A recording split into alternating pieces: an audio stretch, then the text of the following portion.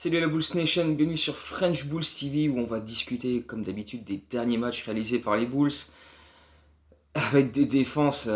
Si vous aimez les défenses solides, compactes, où on protège le cercle à tout prix, cette vidéo n'est pas pour vous. Mais alors, je suis désolé. Désolé, on a. J'ai envie de dire on a essayé, mais quand même. Enfin bref.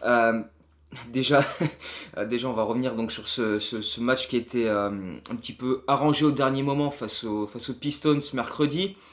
À la base, donc, on devait jouer à Charlotte. Et puis au final, ça a été annulé la veille, puisque Charlotte avait joué contre les Spurs, et les Spurs ont annoncé des cas positifs. Et donc, avec le contact tracing, etc., les matchs d'Hornets ont été annulés. Les Pistons, eux, ont vu aussi leur match à Dallas annulé. Donc, du coup, ils ont organisé un Bulls Pistons au United Center. Euh, un match qui a été très, très, très compliqué, puisque dès le deuxième quart-temps, on s'est retrouvé avec 25 points de retard. Défensivement, on est quand même bien, bien, bien à la ramasse dès que les joueurs adverses arrivent à aller vers notre cercle. Et c'est très très souvent le cas parce que je le répète à longueur de vidéo, mais voilà, quand les arrières, Kobe White en tête, mais pas que lui, hein, parce que faut pointer tout le monde du doigt, pas juste Kobe, hein, Lavine aussi, ou même Denzel, etc., hein, les remplaçants comme les titulaires. On laisse tellement les arrières adverses partir au cercle en drive, mais on n'arrive même pas à les stopper. Et derrière, c'est soit ces mecs-là vont finir eux-mêmes, soit ils ressortent pour des 3 points, ou ils trouvent l'intérieur sous le cercle qui nous punit. Là Jeremy Grant sur ce match-là, mais il nous a pulvérisé. Et d'ailleurs, on va y revenir, mais ouais, Jeremy Grant, dès qu'il était à l'intérieur avec la balle, il nous a mis une misère pas possible. On a essayé de lui mettre un peu tout le monde dessus, différents styles de joueurs. Euh, des joueurs un peu plus costauds, des joueurs un peu plus rapides pour le suivre sur les drives. Il s'en battait les couilles, Jérémy Grant. Tu lui as mis n'importe qui en face, il a dit ah ouais, tu sais quoi, regarde, hop, il nous a mis des lay-ups en déséquilibre, des shoots à mi-distance, enfin, il nous a fait la totale. Il a fini avec son record en carrière qui est donc de 43 points avec ce match-là. Mais enfin bref, voilà. D'entrée de jeu, il a été énorme. Il a beaucoup, beaucoup aidé les Pistons à être largement devant à la pause. Il y avait encore 18 points d'avance pour les Pistons à la pause et donc 25 à un moment dans le deuxième quart-temps. Assez tôt dans le deuxième quart-temps, en plus, on s'est pris un run monstrueux où on arrivait à rien parce que même offensivement, on a eu beaucoup de mal à faire circuler la balle.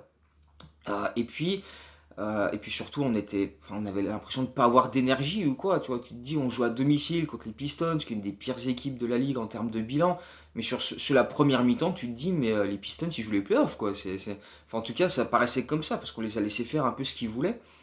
Et au troisième quart-temps, donc à la reprise, Billy Donovan envoie un message en modifiant son 5 de départ, où il sort Kobe White, Pat Williams et Wendell Carter, pour mettre Tadeusz Young, Denzel Valentine, quand même, et Satoransky. Et le truc, c'est que ça marche parce que ces gars-là s'impliquent un peu plus en défense. Il y avait aussi Tadeusz Young et Zach Lavine dans le 5 de départ de base qui, eux, sont restés au troisième quart-temps.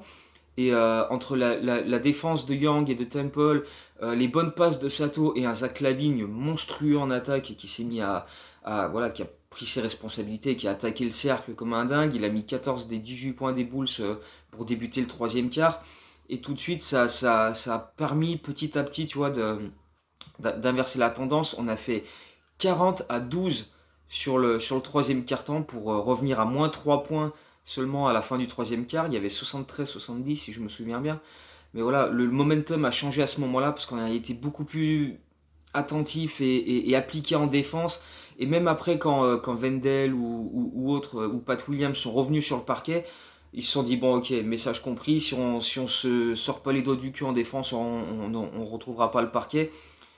Donc, une fois qu'ils y sont retournés, ils étaient beaucoup plus agressifs, beaucoup plus attentifs, et beaucoup plus appliqués. Euh,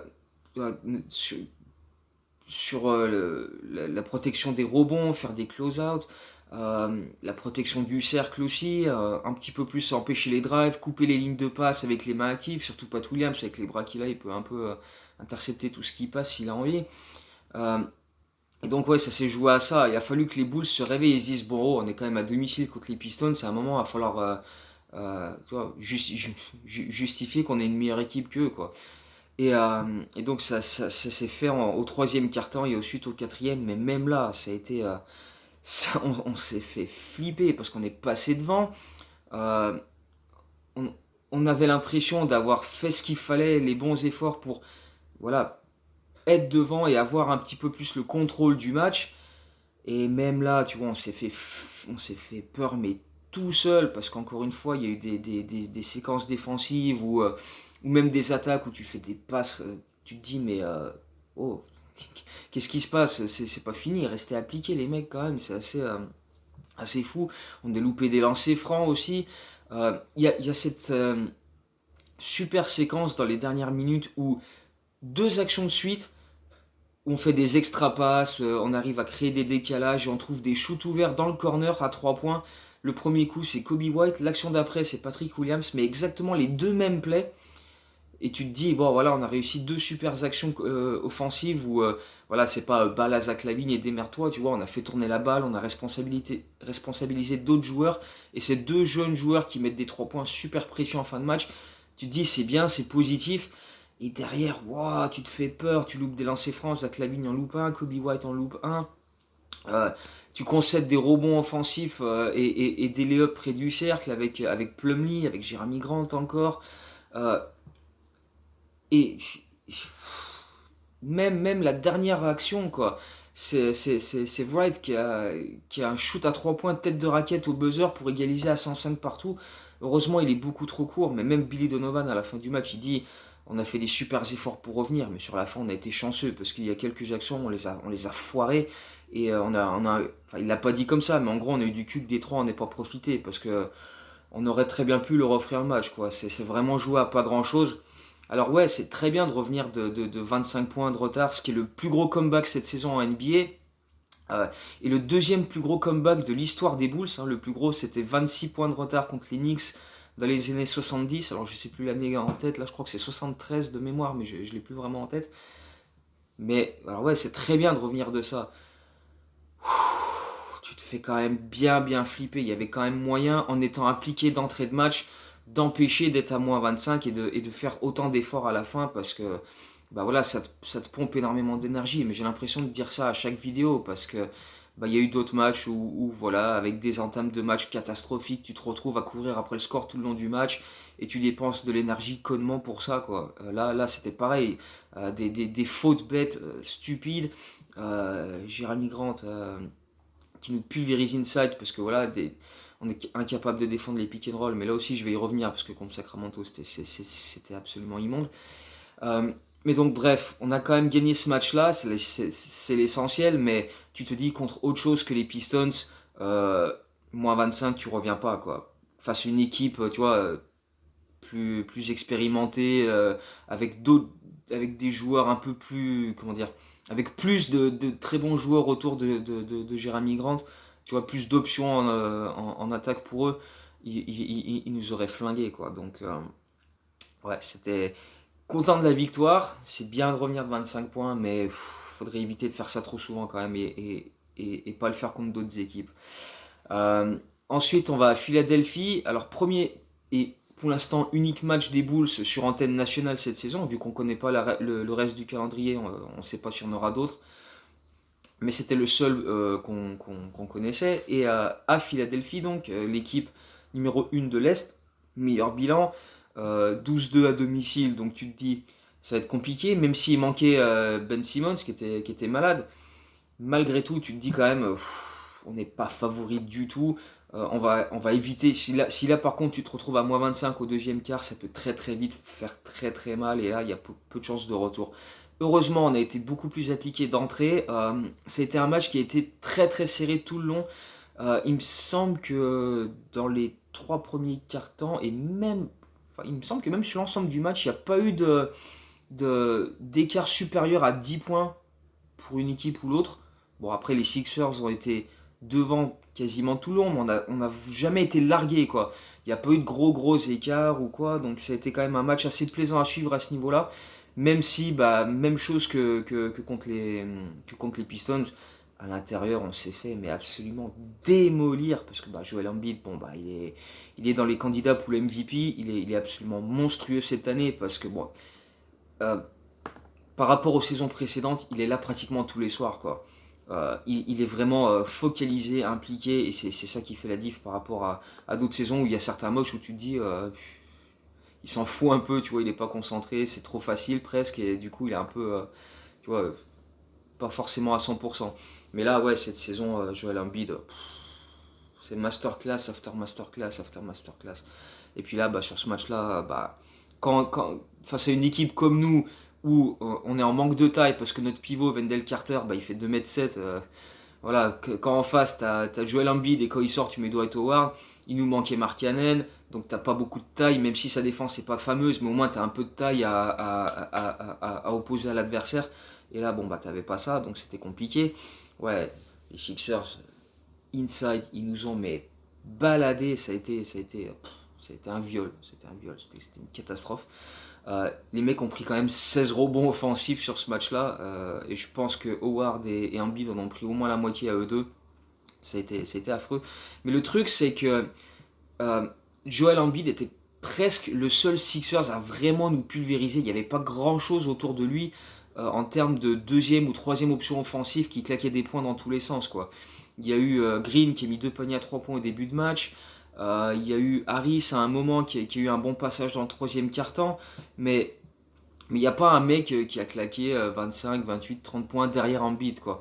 T'as l'impression que c'était un peu la principale menace et derrière c'était un peu bricolé et le banc des Sixers a pas été fameux, le banc des Bulls a été largement supérieur et c'est ça qui nous a maintenus dans le match aussi parce qu'encore une fois t'as des Young mais ce mec mais Zach Lavine a dit dans la semaine que pour lui c'était le MVP des Bulls cette saison et c'est vrai que tu te dis que s'il n'était pas là mais ce serait affreux en termes de bilan, mais on serait avec Détroit et Washington au fin fond, quoi. Parce que c'est à chaque fois qu'il rentre, il a un tel impact défensivement, avec ses passes, avec ses rebonds, ses points près du cercle en post-up, etc. Les Bulls, là, sans Teddy Young, je crois qu'il vaut mieux même pas imaginer, parce que sinon, on fera vraiment des cauchemars. Mais bref, donc notre banc a été extrêmement actif. Satoransky a fait une très belle semaine. J'ai trouvé qu'il était très très bon sur chacune de ses entrées, notamment contre Sacramento. Mais même là sur ce match-là à Philadelphie, Archidiakono a été très très bon. Euh, voilà, c'était son retour à la maison puisqu'il est de Philadelphie. Il a fait son université à Villanova juste à côté.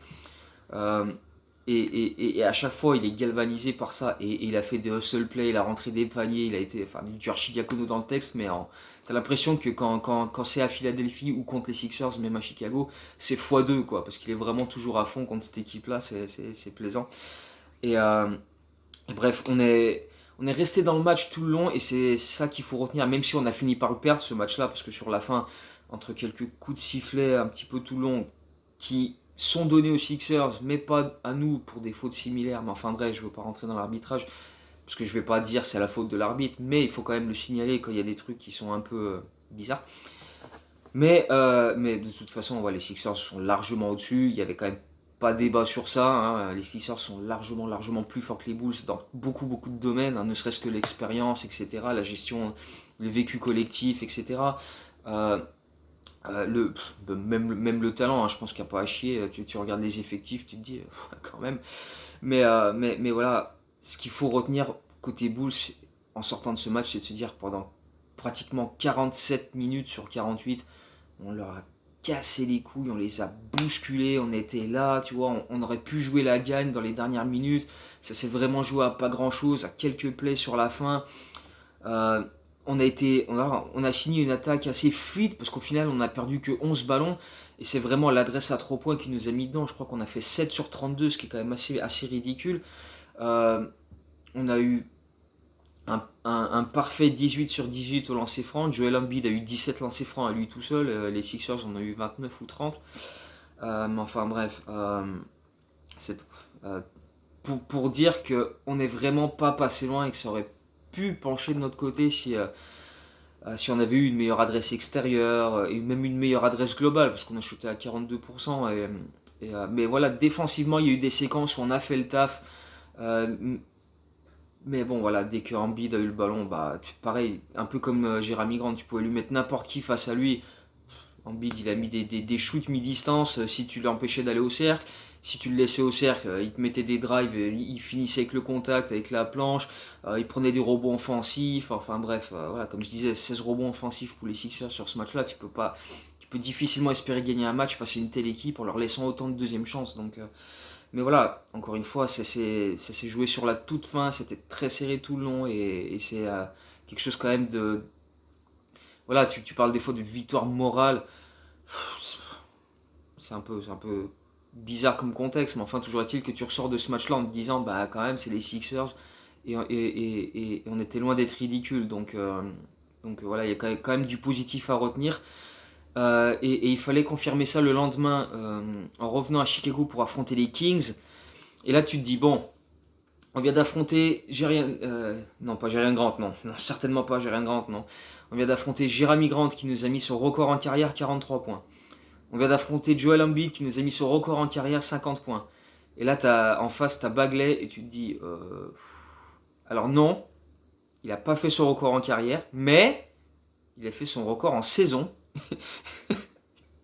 Avec 26 points, avec une limitation de minutes, il nous a mis 26 points, et ce qui est son record de saison.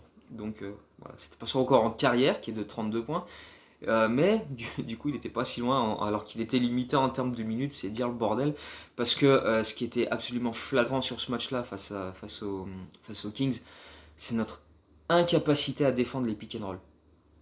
Incapable de défendre les pick and roll. Le mec qui coupe au cercle, c'est panier. C'est panier tout le temps, tout le temps, tout le temps, tout le temps, tout le temps. Alors, les Kings sont l'équipe qui score le plus avec le roller, c'est-à-dire celui qui vient poser l'écran au début du pick and roll et qui ensuite coupe au cercle. Les Kings sont l'équipe qui score le plus avec ce joueur-là. 10 points par match, je crois que c'était 9,9 par match. Et les Bulls sont 3ème de ce classement avec 9,2 il me semble. Enfin bref, on est des équipes où quand on exécute les pick and roll, celui qui vient poser l'écran, ensuite quand il coupe au cercle, il marque énormément de points. Donc ça peut être Wendell pour nous, Gafford pas mal aussi, parce que voilà, c'est un excellent rim runner. T'as du Chiang aussi, parce que voilà. Euh, et, euh, et bref, voilà, Whiteside qui était titulaire pour la première fois de la saison en l'absence de Christian Holmes était absent. Il leur manquait pas mal de joueurs, Harrison Barnes aussi, Glenn Robinson, donc il manquait des joueurs de taille, des ailiers, des intérieurs pour les Kings. Mais voilà, Whiteside et Bagley, ils se sont régalés en pick and roll, ils nous ont mis des dunks dans tous les sens. Alors nous aussi, hein, nous aussi on les a, on a profité des largesses défensives de l'autre côté. En fait, c'était une sorte de dunk fest à un moment parce que d'un côté, tu avais Wendell, Pat Williams, Taduchian qui claquait des dunks. D'ailleurs, Jabari Parker, dès ses premières secondes de la saison, parce qu'il n'avait pas du tout joué jusqu'ici cette saison, début du deuxième quart-temps, Taduchian, il l'envoie valser, il lui met un dunk sur la tronche. Bienvenue en NBA 2021, Jabari. Et bon retour à Chicago par là même. Mais ouais, on aura claqué des dunks. C'est simple. Les Bulls ont inscrit 66 points dans la raquette adverse. Et les Kings ont inscrit 64 points dans notre raquette. Donc c'est dire le bordel, quoi. C'est-à-dire que personne n'a défendu. Et là, sur ce match-là, si on avait eu des poches au short, on était... Vas-y, passe, mon gars, pas de problème. On leur a laissé 12 rebonds offensifs. Ça a été catastrophique. Franchement, là, les amateurs de défense, faut avoir le cœur accroché. Moi, je sais que j'ai bien, tu vois, les défenses agressives. Tu vois, mes périodes préférées des Bulls, c'est quand il y avait des défenses monstrueuses, quand tu avais des Taj Gibson, des Joakim Noah, des Lou Holding, les mecs, ils laissaient pas les mecs passer au cercle. Mais bon, après, les défenses étaient différentes aussi, les Kirk Henry, etc. Ils laissaient pas les gars driver, quoi. Euh, Là, maintenant, tu prends plaisir autrement, quoi. Enfin, t'es obligé, parce que sinon tu fais une syncope à chaque fois, parce qu'il y a les mecs qui vont tout seuls au cercle, et en plus, bah, pour essayer de rattraper les conneries, on fait des fautes débiles, on leur offre des lancers francs, mais ça c'est systématique. Tout au long de la saison, je sais pas combien de vidéos j'ai fait depuis le début de saison, je sais pas, une quinzaine, une vingtaine, mais chaque fois tu dis putain mais défensivement mais c'est catastrophique. Mais là c'était hier soir, c'était alors des fois tu te dis ouais, il manque du monde, back to back un peu de non, c'est tout le temps, c'est catastrophique. Mais bon, là, hier, c'était de l'autre côté, c'était pareil, hein, parce que bon, défensivement, les Kings, je suis désolé, mais enfin, c'est assez affreux. Je crois qu'ils ont le pire défensif rating de l'histoire de la ligue cette saison, mais c'est absolument cataclysmique. Euh, donc on en a bien profité, puisqu'on a shooté à 60% sur ce match-là, 48% à 3 points aussi, très peu de balles perdues, 14, ça va, enfin, 5 seulement à la mi-temps, donc on était très très bien à ce niveau-là. Pour débuter, après par la suite, ouais, c'est surtout au début du troisième quart-temps, on en a perdu pas mal, mais enfin bref. Sur l'ensemble du match, bah voilà, enfin, en gros, c'était celui qui marquait le plus de points à l'intérieur et qui profitait le plus des faiblesses adverses qui gagnait ce match, quoi. C'était un petit peu comme ça, quoi. Donc voilà, et ça a donné du coup bah, une fin de match serrée parce que autant on a été excellent dans l'exécution offensive avec des moves fluides, des extra passes, des shoots ouverts, de l'adresse bah, d'un peu partout, que ce soit près du cercle, en mid-range, à 3 points, avec un Zach LaVine encore une fois monstrueux. Euh, Bah, le truc, c'est que défensivement, de l'autre côté, c'était tellement ridicule que bah, les Kings aussi, avec un De'Aaron Fox absolument fabuleux, dès qu'il a drivé, bah, tu le voyais plus, il allait tellement vite. Déjà, voilà, en termes de vitesse, mais voilà, ce qu'il est capable de faire, soit pour trouver la bonne passe, soit pour aller finir lui-même avec des contacts, etc. Il a beaucoup aidé les Kings à se maintenir dans ce match-là. Les Kings, donc on avait 12-14 points d'avance dans le troisième quart. Dès le début du quatrième quart-temps, à l'espace de 3-4 minutes, c'est fondu, ils sont revenus à 2 points. Et ce qui est bien, c'est on n'a pas paniqué, tu vois, on s'est dit, bon, ok, ils sont revenus à 2 points, on repart sur nos exécutions offensives propres, on continue d'attaquer le cercle, etc., que ce soit Zach LaVine, on a trouvé, tu vois, ils sont revenus à 2 points, on a pris un temps mort, retour du temps mort, shoot ouvert pour Garrett Temple qui met un 3 points très très important, et c'est plaisant parce qu'il y a eu beaucoup d'actions sur d'autres matchs où on prend des temps morts et la première action après le temps mort on la foire quoi. On fait une mauvaise passe, on prend un shoot dégueulasse. Et là cette fois on a très bien exécuté, on n'a pas paniqué, tu vois, on s'est pas dit putain ils reviennent, on va encore se faire fumer. Non, la fin de match était assez bien gérée.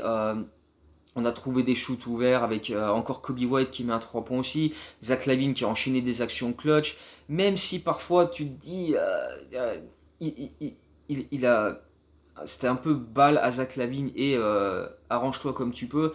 Il a fait quelques passes où tu te dis quand même c'était un peu laborieux, mais dans l'ensemble on a tenu malgré des rebonds offensifs, malgré des lay-ups concédés, tu vois, bêtement. Ils sont encore revenus à 4 points. Il y avait 116-112 pour nous. Et puis au final, on a quand même bien géré la fin avec Tadeusz Young, avec des lancers francs. Et au final, on s'impose 122-114. Tu te dis, on aurait pu plier le match avant. Mais bon, voilà, avec une défense comme ça, bon, on se fera peur tous les soirs, quoi. Donc ça va être. Autant notre attaque est fabuleuse, autant notre défense, elle est voilà, de l'autre côté, c'est proportionnellement aussi affreux, quoi. C'est aussi affreux d'un côté que c'est beau de l'autre, quoi. Donc voilà, c'est la vie qu'on a choisi de vivre, j'ai envie de dire. Donc, mais bon, malgré tout, ça reste une très très belle semaine. On a gagné 3 matchs sur 4 cette semaine. Celui qu'on a perdu, c'est à Philadelphie. Et on était encore là dans les dernières minutes, sur les dernières possessions. On a gagné à Indiana en début de semaine. C'était très très très solide. Et c'est jamais évident d'aller gagner là-bas. D'ailleurs, on l'avait pas fait depuis pratiquement 4 ans.